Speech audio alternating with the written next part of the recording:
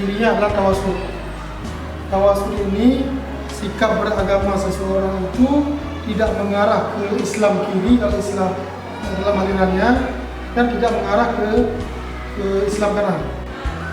Tawasud ini maknanya adalah tidak membedakan ini akhirat, ini dunia, ini kekuatan akhirat, ini kekuatan dunia. Tidak.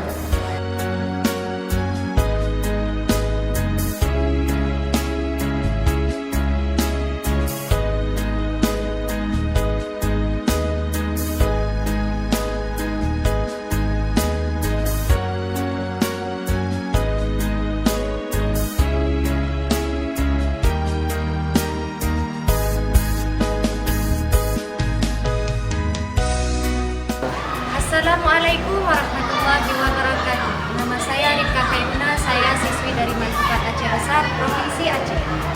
Moderasi beragama merupakan solusi yang tepat yang ditawarkan oleh Kementerian Agama dalam melaksanakan sikap beragama.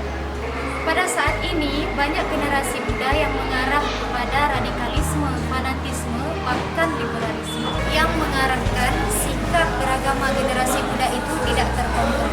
Maka dari itu, saya Rifka Kaimuna, calon duta moderasi beragama tahun 2021